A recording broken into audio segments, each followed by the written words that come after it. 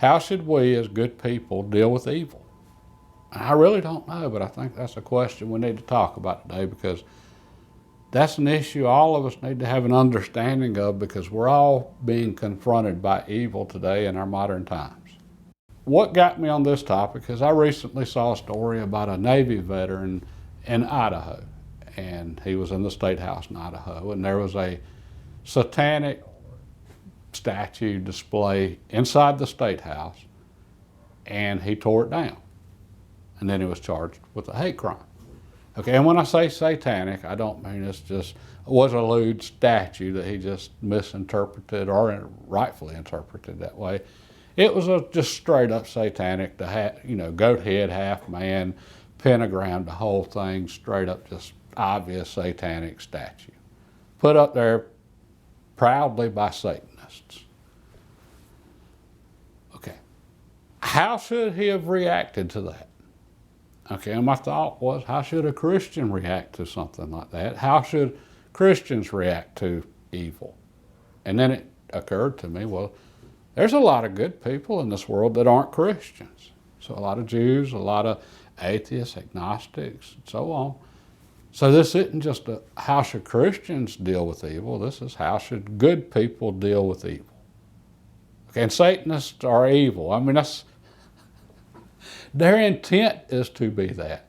And I'm sure if you ask one, they'd say, oh no, we're happy, peace-loving, whatevers. But, okay, here's the thing. If someone says that, claim straight out, they are a Satanist, and you believe a word they say after that, then hey, the problem there is with you.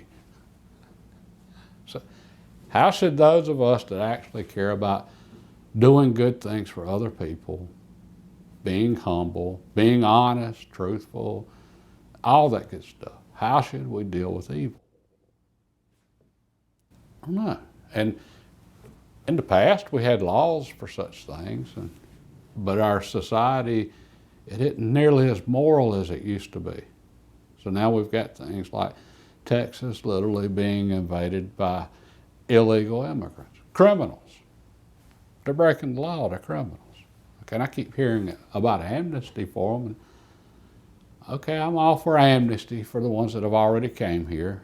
And when I say amnesty, we're not going to prosecute them for breaking the law to start with. Now they just got to go home. All right, it's probably not a popular view, but anyway. All right, well, that's a whole different topic, though. Okay, so what should we do? And first, I think we need to recognize evil. And there's a lot of it out there right now, and it's in many different forms. And here's a great example here. I don't know, 6 months or a year ago, I'm scrolling through MSN homepage and just looking at different news articles by different organizations. And I stumbled across this one article, I forget what organization, but the title was intriguing. It was 5 things that are free in other countries that Americans still pay for, or something like that. So I click on it. It was the usual socialist, communist propaganda, healthcare, education, on down the list, daycare, childcare. All right, here's the thing. That article itself, it was evil. Okay, now, socialized healthcare. We can have an honest, good faith debate about whether or not that's what we should do as a nation. Okay, and I'm not for it, but I'm not for our current system that we have, which is the worst of both systems. It's the worst of the capitalist system and the worst of a socialized system. But, okay, so yeah, we could have a good faith debate on that. But that's not what the article said. It's free in other countries. Okay, that's a lie. And there's nothing free about health care. The hospital costs money. It has to be built and it has to be maintained, and the equipment, and doctors have to get paid, nurses have to get paid. There's nothing free about it. And every time you get your paycheck, you can look at the taxes deducted and see, yeah, that sure wasn't free, was it? Okay, so to call it free was just an absolute straight up lie. I'm assuming whoever wrote the article was smart enough to know that. Okay, that could be a dangerous assumption on my part, but assuming they were, then why did they lie? Well, it's to manipulate anybody they could into thinking, okay, just go be a communist and everything's going to be free. Life will be perfect. Was that not what the article was insinuating? Look, free housing, free health care, free education. And there's not a single thing free about any of it. Okay. Imagine, I'm a conservative. Imagine if I came out and said, hey, I'm a conservative. If you become a conservative too, then your life will just be all sunshine and rainbows and it'll be perfect and you'll never want for anything again. That'd be evil for me to do something like that, because I'd obviously be trying to manipulate whoever would listen into thinking, conservatism's the answer for everything. Well, that's what they were doing with that. Okay, and again, education is not free. Child care, not free. Okay, and here's just to throw in a little extra manipulation into that whole article. Other countries, this is free. Even though it's not free there, but okay, they were insinuating that, oh, we're somehow backwards here in America because we aren't doing what these, advanced, more civilized countries are doing. The same countries that are about to go bankrupt over in Europe now. Anyway, like I said, that's one example of evil, and there's just so many more. I mean, look at the child abuse going on in Western nations right now, but especially the U.S. I ain't even gonna start on Canada. Hey, if anybody wants a case for not going with socialized medicine, Canada. Euthanasia for people with anything that could cost the government a few dollars in health care, that's not a solution. That's not a health care program. Okay, and then human trafficking. Anyway, there's just so many examples now, and then back to what I said about that statue in Idaho. How should that guy have reacted to that? I mean, as a Christian, I'm torn on this one. Okay, I'm not going to say what he did was wrong, but I think he handled it wrong. Okay, now how that comes out, that's between him and God. Okay, that's a different subject, but I do think he handled it wrong. Okay, first of all, our state houses, I think there's a good lesson in this for all of us, Christian, Jewish, agnostic, whatever. Our state houses are not hallowed ground. They're not holy. Our Capitol, it is not holy. The White House isn't. Okay, now there's some people now that government has become their God, and to them, that is holy. It's sacred ground. It's not. Okay, now we should respect our places of government, which, I mean, at the rate they're going, I don't even know if I'd go that far right now, but still. Okay, but that's just something we got to keep in mind. Our governments are just that. They're governments. They're not sacred. They're not holy. Okay, so to see that statue there, if it were in a church, entirely different story. Okay, and I'm thinking of the story of Jesus flipping over the tables in the temple and with the money changers and breaking out the whip.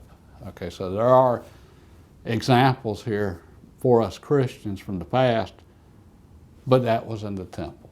All right, what happened there? It was in the State House in Idaho, which, okay, me personally, I think it's good that it was there. I mean, I remember when people used to just laugh at Christians. Oh, y'all are so silly. Y'all say there's Satanists out there. Y'all just so silly. Now, I mean, they're putting up their statues inside the Idaho State House. Do you believe they're out there now? Anyway, just They're literally saying this is what we are. Now you might think the whole thing's silly and nonsense. Okay, that's fine. But they're literally saying that's what we are. Okay, so yeah, they're out there. And even if you don't believe in God and the devil and everything else, there are some really dark parts of human nature, no matter what your religious beliefs. Okay, so how do we deal with that if it makes you feel better, if you're agnostic or atheist or whatever? How do we deal with those really dark tendencies that we all have? I mean, we can all go down this road. And honestly, I don't have an answer. And where do we draw the line? Okay, and this has always been the danger us Christians have had to try to figure out, and Jews, other religions also. None of us are perfect. Okay, so I can't go judging you, and when I'm over here, and I'm certainly no example of morality. At the same time, we do have to call out bad things, and I think this is the big difference right here. Recognizing we all are flawed and we all sin, but still saying whatever behavior is wrong.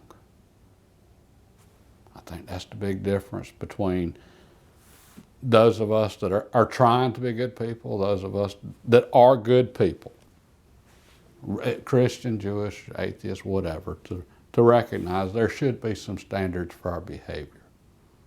There are some things that are just unacceptable. Whereas on the other extreme, there's people that anything's acceptable. Okay, no matter who it hurts. Okay, so and then we can see so many cities falling apart now. Property laws. Okay, I'm getting rid of national borders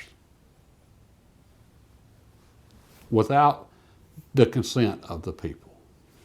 But anyway, back to the original question, how do we deal with that? And the only thing I've got for this is what so many Christians have done in the past is just try to be the best person I can be and try really hard at that. And I ran across a passage in the Bible today that I thought was pretty good on this. And this is 1 Thessalonians, and it says, "And that ye study to be quiet, and to do your own business, and to work with your own hands, as we commanded you, that ye may walk honestly toward them that are without, and that ye may have lack of nothing." Okay, I think that's just said so much right there. And I think that's to work with our own hands so that we may walk honestly towards them that have nothing or less or whatever, and that we may want for nothing. In other words, be able to do for ourselves. That's important for standing up to evil. I'm not saying we attack evil. I don't think we should. I think with the Satanists, I'm glad they're advertising, hey, this is who we are. I'm glad they're coming out and saying it. We're here. We're not hiding it. I want to know they're there. I want the world to know they're there. Okay, but when it comes to evil impacting us as individuals, I think we've got to be absolutely as self-sufficient as we can so that we can stand up to evil. And great example with the mandates, with the shots. What, a year or two ago now? By this date, you've got to get this or you're going to lose your job. I was ready to quit my job over that one. And I've got my own reasons for not getting it. I'm not even going to go into it, and it's beside the point. The government has absolutely no right to tell me I got to get some experimental something or another. All right, and we can go into a deeper conversation on that and philosophical, moral, however you want to do it. Okay, and anyway. Okay, I decided I wasn't getting it. And I was going to quit my job over that. Well, I was in a position financially to where I could. I'm not saying I'm completely self-sufficient by any means. I'm nowhere near where I want to be. That's something I'm working towards. But I was at least in a good enough position that I could have told them, see ya. Take that needle and shove it. Okay, it's important for us to be self-sufficient so that we're not at the mercy of evil. Again, there is so much of it now. Okay, and then with that, we can be examples for others and we can help others. And what it said there, so that we could walk towards others that have nothing. Okay, I've said many times in the past, if we're poor ourselves, if we're financially broke, we have no money, then we can't give money to help others that need money. If we're starving for food ourselves, then we can't give food to those that are starving. All right, it's up to us to be self-sufficient, to have resources, so that we can then use those resources to help others. And I think that's just part of being a good person. Again, it doesn't even matter, regardless of religious affiliation. So for me, that's at least part of the answer. How do we deal with evil people? That's simple. We be the best people we can be. Okay, and after that, it gets a lot more complicated and into things that I don't have any answers for. Here in the United States, over half the country says they're Christians. So theoretically, you would think we would have some influence on what laws get passed. Okay, how do we deal with evil with our legal system? I don't know that we can. The Navy vet that just got charged with a hate crime for destroying that statue. Okay, that's the danger in hate crimes right there. It's who gets to decide what a hate crime is. All right, and us Christians, we will go down fall into that trap quicker than anyone, somehow thinking that we can legislate morality, and it can't be done. And now we've got a whole large swath of the population trying to be as immoral as they possibly can. We've got people right now that are trying their best to normalize child abuse. We'll just call it that. Anyway, and thankfully we have different states to where we can at least have different laws for our different states based on our beliefs. But as the federal government tries to become all-powerful, then states have been steadily losing their ability to govern themselves, which, hey, when we've got stuff that's going on right now with the government trying to seemingly just get rid of borders, period, and you can't imagine them wanting to leave state borders in place. So anyway, that's all I got on this one. I wish I had more, but it's definitely something we all need to be thinking about going into the future, because we're all going to deal with this more and more as time goes by. God bless and have a great day.